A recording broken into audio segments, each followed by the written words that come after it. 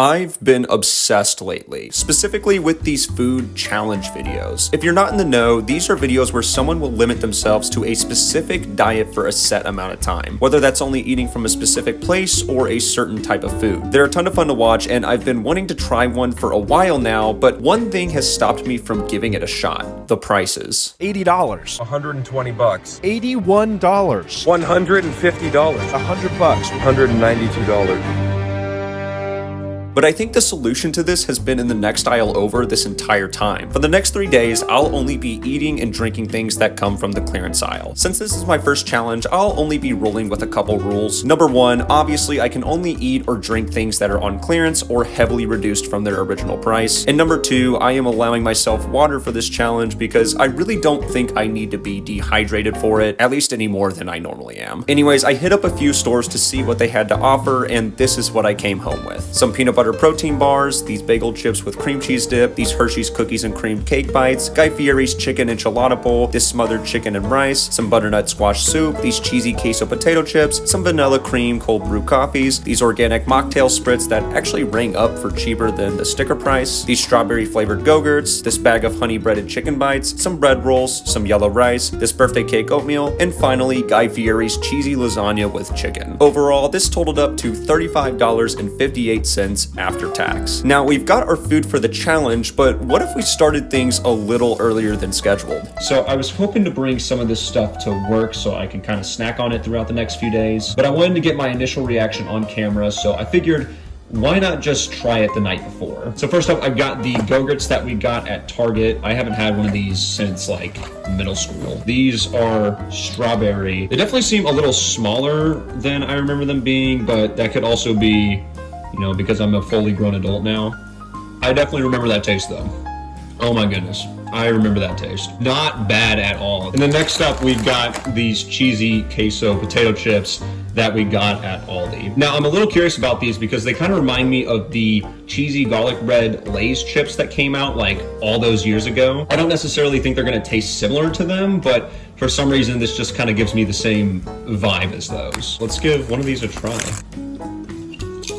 I'm not gonna lie, these are pretty solid. For 25 cents, I mean, these are really good, honestly. For some reason, I'm getting like the tiniest bit of like barbecue taste in these, but they got a little kick of spice. They're not like super strong in the like cheesy flavor. But yeah, I just wanted to try these real quick before they inevitably never show up in the video again. But both really solid. I'll see you on day one. Good morning. It is day one of our challenge, and we are going to get the day started with a coffee and a protein bar. So I am not much of a coffee drinker, but this looks pretty good. It's a vanilla cream natural flavored cold brew.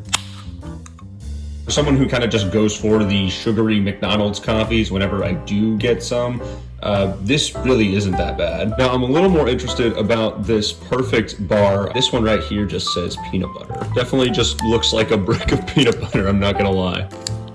That felt like biting into a brick. I will say, it doesn't like pair too badly with this coffee in general. This is okay. It's got that protein kind of aftertaste, but it is more so just peanut butter, so not the worst thing ever. For meal one, I'm gonna give the protein bar a 3 out of 5. Even though it did have the signature protein aftertaste, it was pretty filling for such a small bar. And the cold brew coffee is gonna get a 4 out of 5 since it works so well as a chaser and will prove to be one of the better purchases for this challenge. And just so I don't forget, the Go-Gurts and cheesy queso chips are both getting a 4 out of 5 since they prove to be such great snacks throughout this whole thing. All right, I am back for my lunch break, and I think today we're gonna try this smothered chicken and rice. And alongside that, why don't we grab one of these Summit Organic Mocktail Spritz things. Okay, so the cooking process for this actually wasn't too bad. And really, it doesn't look too bad. Normally, I'm a bit of a picky guy when it comes to eating my greens, but for this video, I want to eat everything. So I'm gonna try to get a decent bite with a little bit of everything. So if you didn't see the box, this is supposed to be rice, chicken breast, mixed vegetables, and it's all supposed to be covered in this like gravy. The biggest complaint is that it's not super flavorful. Maybe the gravy doesn't do it for me, but really this isn't that bad. Now for the organic mocktail, I'm a little more skeptical about this. I don't really have any kind of expectation for the mocktail, so we'll just give this a try. I don't really know how to describe the flavor since it's imported straight from Italy, but it really isn't bad. Maybe not worth like the original asking price they were going for, but on sale, I could totally get behind this. All right, we need to talk about meal 2. Right off the bat, the mocktail is getting a 2 out of 5. As soon as I took that first sip, it only went downhill from there, because each drink afterwards tasted more and more like an air freshener. Now, the chicken and rice will get a 3 out of 5. For some reason, I started picking up on a ranch aftertaste, which I don't think was listed on the box, and I do have to bring up the fact that an hour after eating this, I started feeling really nauseous at work. Okay, I am back home now, and I think tonight we're gonna try this butternut squash soup, and alongside that we'll have this bread to go with it. And now that I think about it, why don't we go ahead and try these Hershey's Cake Bites? Okay, so butternut squash soup. I gotta be honest, I have no idea what to think about this. When it comes to the smell, it is totally 50-50 whether I'm going to like it or hate it. But I guess the only way to know if I'm actually gonna, like it is to try it. So, here we go. I have never been more mixed on something in my life. On one hand, it actually isn't that bad. And then, like halfway through the bite, I kind of want to throw up. I think it's just too viscous for me. This just reminds me of like adult baby food, if I had to describe it in any way. But I should be fair and try it with some bread, so we'll give it a little dip and try it like that. It's definitely better that way. Honestly, I think I can eat it this way. I don't know if I can eat it by itself. It's just weird. My taste buds don't know what to think of it because it's like pumpkin-y. I don't know. It just doesn't register in my brain. But don't forget, we have something else to try. I'm not gonna lie. These look amazing. Oh my God. These are amazing. I'm absolutely in love with these. 10 out of 10. This is the best thing we've had. Easily. Okay, so meal 3 was kind of a mess. The butternut squash soup is getting a 1 out of 5. I can't say I'm surprised, but since I didn't finish it, I decided to punish myself by drinking another mocktail, hence why you'll only see 2 in the fridge the next morning. Now, the bread itself really wasn't bad. I'm willing to give it a 4 out of 5 since it wasn't nearly as stale as I thought it would be. And the Hershey Cake Bites are easily the best thing we picked up. These are getting a 5 out of 5. Now, day 1 overall really wasn't the best start to this challenge, but things should be looking up from here, hopefully. Good morning. It is day 2 of the challenge, and I think we're gonna try this birthday cake oatmeal. And while we're at it, why don't we just go ahead and grab one of these coffees here? Okay, so I'm actually a pretty big fan of like brown sugar oatmeal in particular. And in concept, this actually sounds pretty good. But when I was taking it out of the microwave, I noticed that it kind of smelled like cardboard. But I also got a hint of cake batter from it, so there's a solid chance this could actually be pretty decent. So bad news, it tastes like straight cardboard. But that's why we got this iced coffee here. Once again, the iced coffee comes in clutch, but I still think I can finish up this cardboard oatmeal, especially with the coffee to chase it down. For meal 4, I'm giving the cardboard oatmeal a 2 out of 5. Really disappointing because the concept actually sounds pretty good. And the cold brew coffee is still a 4 out of 5, kind of the saving grace of this meal as to be expected. So I am home from a rough morning at work, and I need Guy Fieri himself to bless this meal. And because I learned nothing, why don't we grab one of these organic mocktails to have with it. So the cooking process for this one was a little more convoluted than yesterday's lunch, but still not too bad. It actually doesn't look too bad for a frozen meal. I'm actually pretty excited to try this. I don't know how much chicken I got in that bite, but honestly, really good. Yeah, I can get behind this way more than the chicken and rice. Guy Fieri, you had me a little worried, but I'm glad to know we can trust you moving forward. And I did figure out the trick for drinking these mocktails last night. What you want to do is try to drink it without it hitting your taste buds.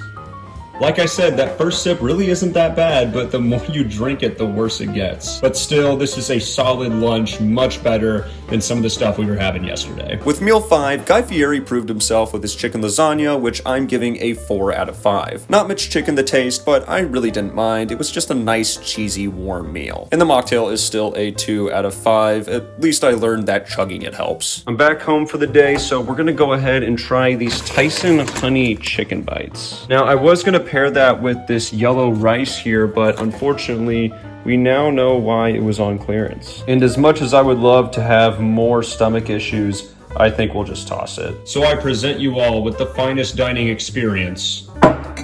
bowl of chicken. It kind of sucks because I really did want to try that yellow rice with this, but maybe we dodged a bullet. And hopefully I didn't cook it for too long. I decided to make the entire bag instead of just, part of it. So I can definitely taste a subtle hint of honey on this, and honestly, it's pretty good for what it is. A little dry, could use some sauce, but we're not going to use any because I didn't buy any. So this whole bowl of chicken is to be enjoyed as is. Meal number 6, bowl of chicken, 4 out of 5. Day 2 was definitely an improvement on our initial start to this challenge, and while things do slow down a bit from here, we've still got some interesting things left to try. Alright, it is day 3 of our challenge, and I think for breakfast we're just gonna roll with our protein bar and our coffee. So I think today is probably gonna be the most boring day of the video, just because we've already had a lot of the stuff we're gonna be eating today. But we are rounding it out with an interesting dinner, so I guess we'll just wait for that. Still tastes like a brick. And still chases it down really well. Again, there's just not much to say since we've already had this stuff before. It really isn't bad for what it is. Meal 7 is going to get the exact same ratings it received on day 1. It's lunchtime, so you know what that means. Leftovers! And why don't we grab this last mocktail while we're at it? And for the highly anticipated sequel, Bowl of Chicken 2. I guess I'm interested to see if reheating it makes it taste any different. The only significant change is that it's lost a little bit of the honey flavor, but other than that, it tastes just fine. Of course, we gotta pop a cold one.